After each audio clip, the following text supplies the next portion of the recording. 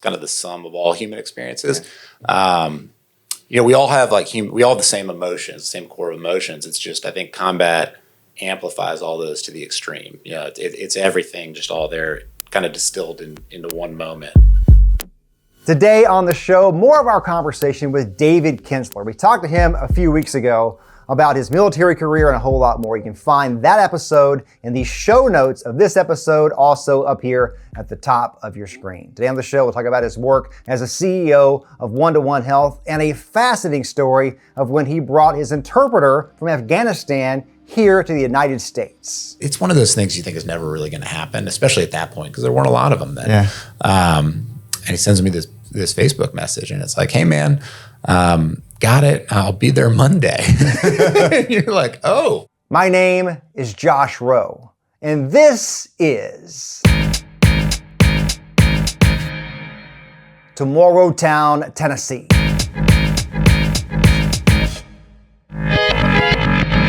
Normally we go chronologically through someone's, story a little bit, but if we wait to the end to get to what you're doing now, people might lose some of that. So tell me a little bit about what you do today. You're the CEO of One-to-One Health. Is that correct? That's correct. So tell me what One-to-One Health does. Yeah, we do primary care, and we do it in two forms, through physical clinics and then virtual primary care.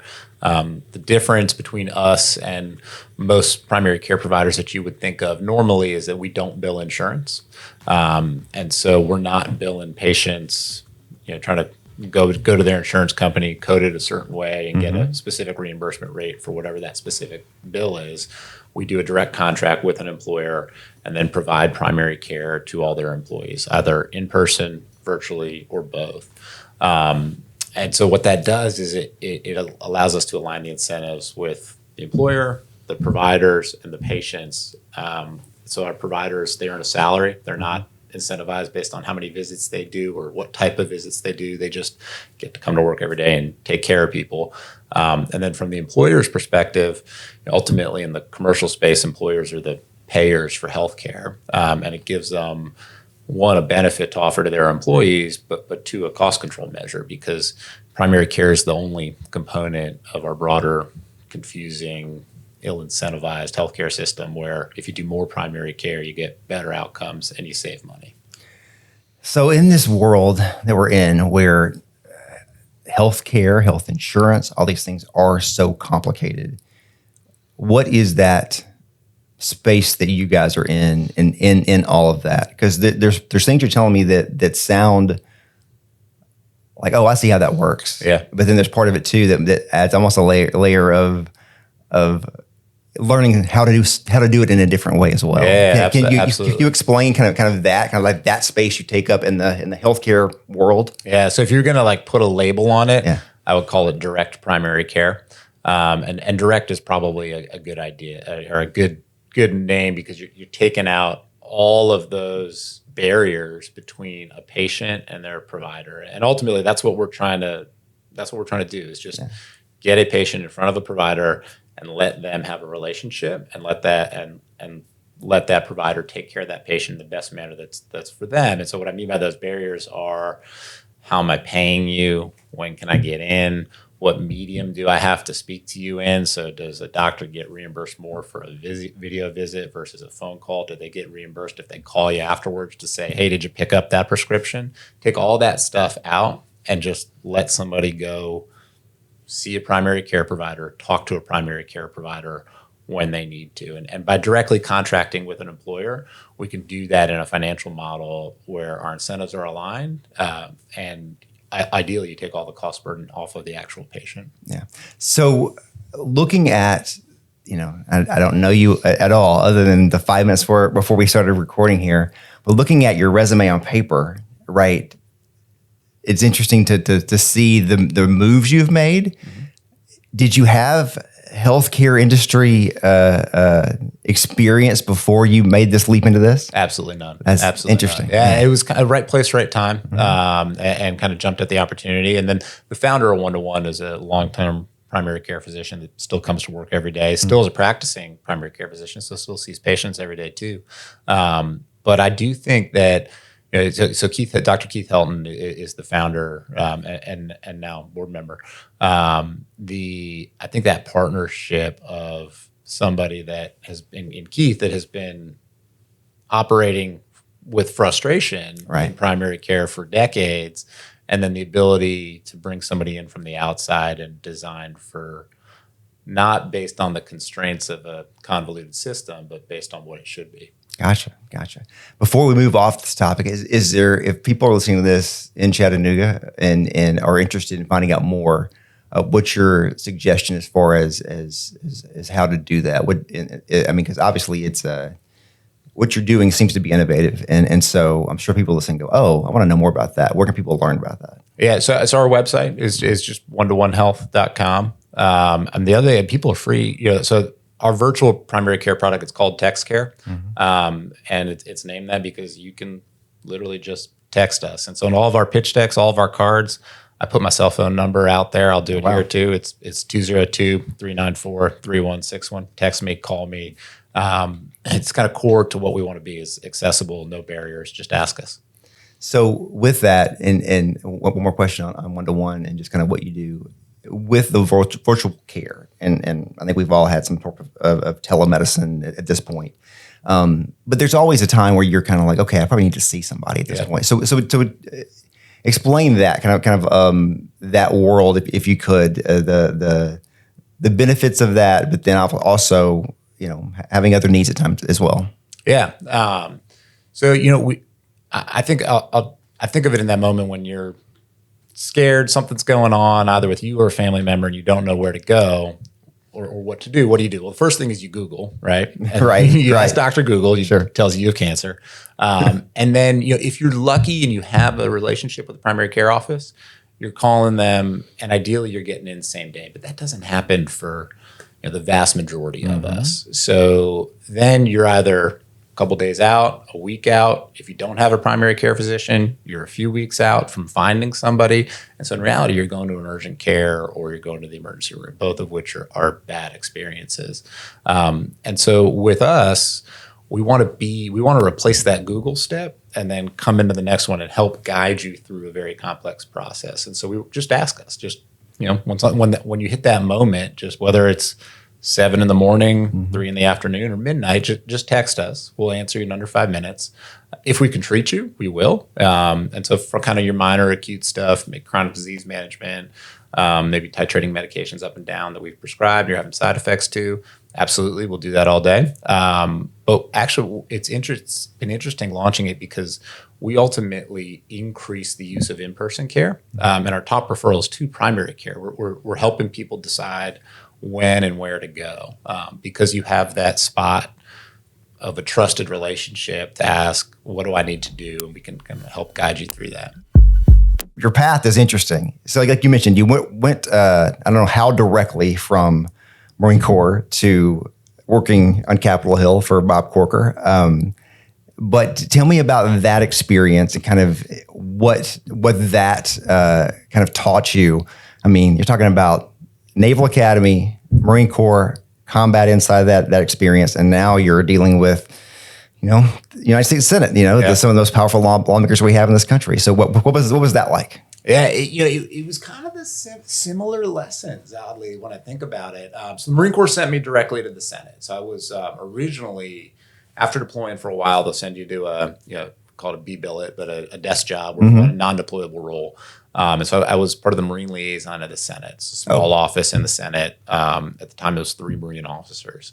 And in that role, you are really the lobbyist. So you don't call yourself a lobbyist. You're not technically a lobbyist, but that's kind of what you are between the service and the Senate. And then you travel with senators when they go overseas in their official capacity. So you're the trip operations person. You plan the flights, you book the hotels, you work with the State Department to set the meetings, and you're the operations logistics person to make sure it all goes. So you actually get to go on these trips. So that's how I originally met Corker, was when he was chairman of the Foreign Relations Committee.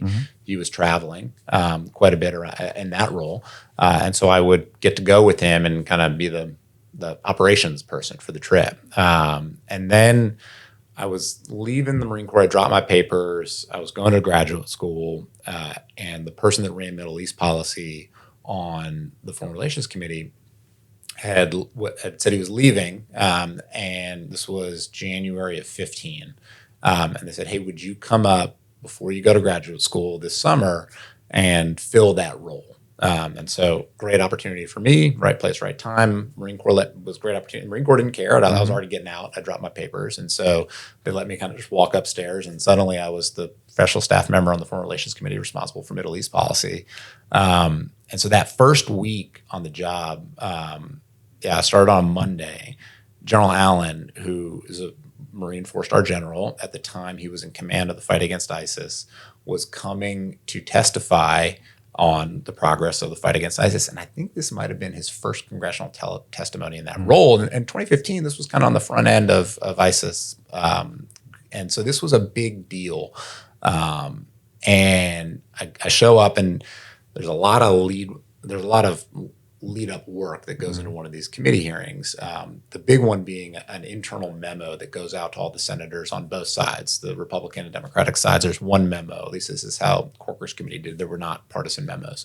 And so as that staffer, it's my responsibility to get this memo out. So I show up on Monday, like, okay, like hearings this week. I'm sure this is done. Can somebody point me in the right direction? And they're like, I don't know. I don't think so. The Senate there's not a lot of staffers there. It's there's kind of, when there's a Middle East lead, there's a lead and maybe they have an assistant. There's not like this big team like in the executive branch. And so it's like anything else. You jump in, you figure it out. And in the same way that Chantash went back to sleep, Corker kind of was like, hey, you got it. And of course he had it too. He knew the topics better than I did. Right.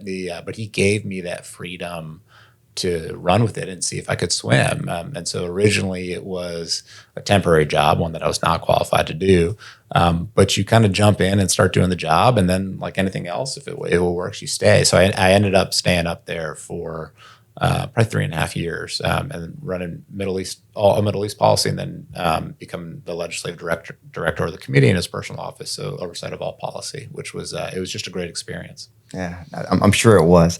I want to leave you with this story, and I believe this is I believe I saw this about you. At some point, I don't know if it was between your time in the Senate and where you are now.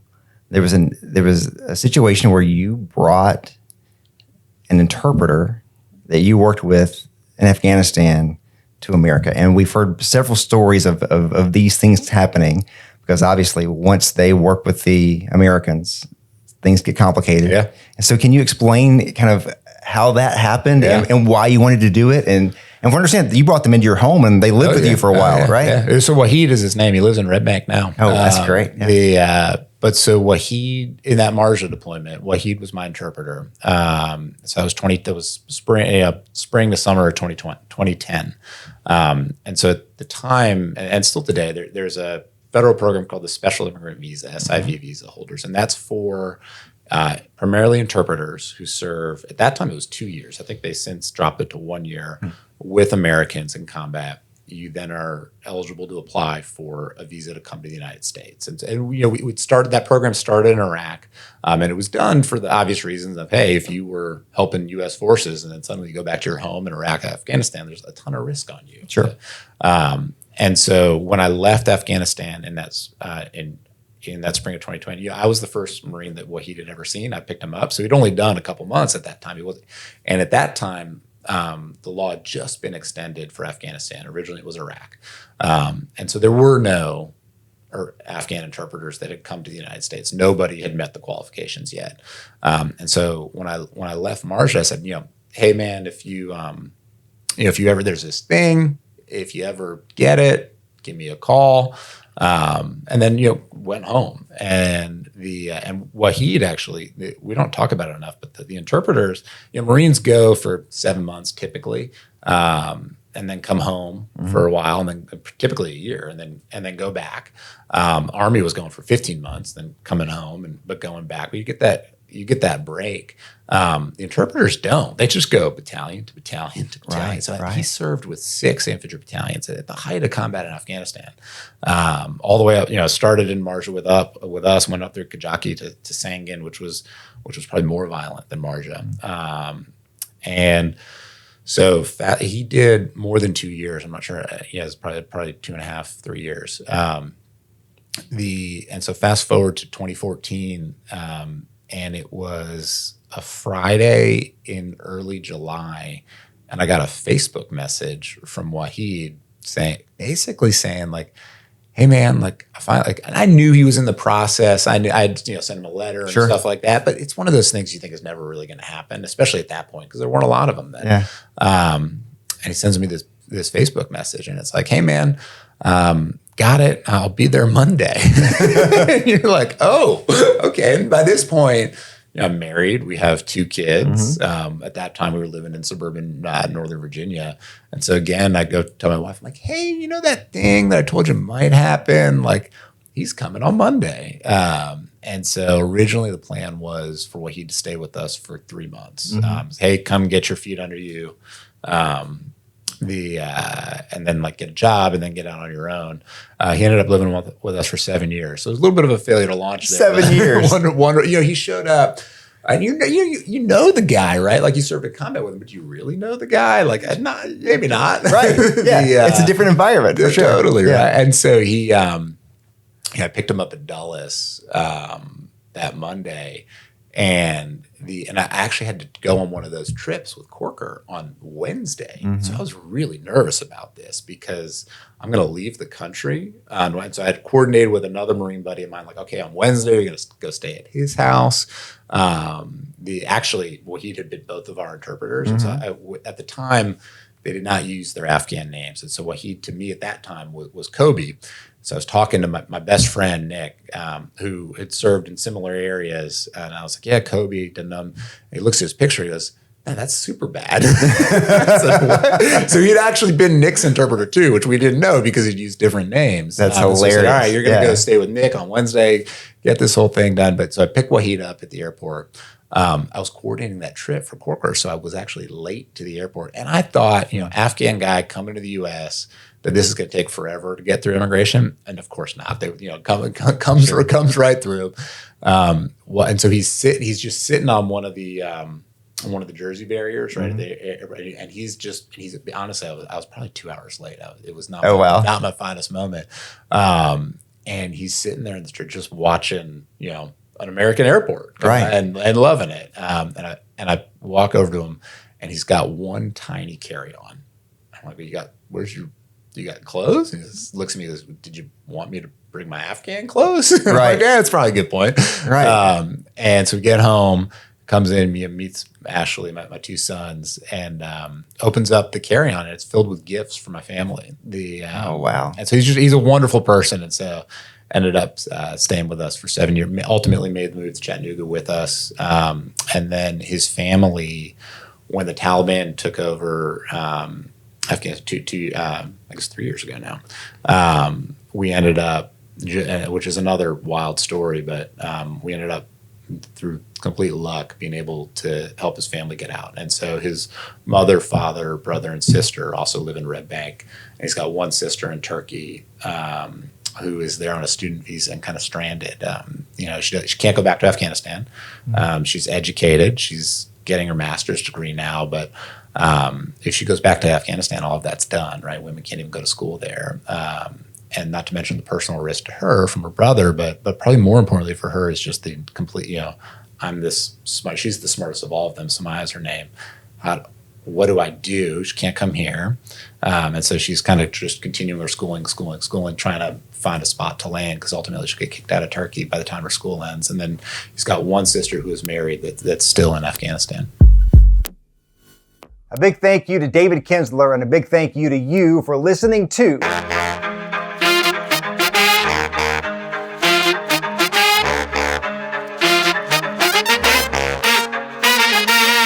Morrowtown, Tennessee. This podcast is a production of News Channel 9, Fox Chattanooga, and Sinclair Broadcast Group Chattanooga. I hope you join me again real soon.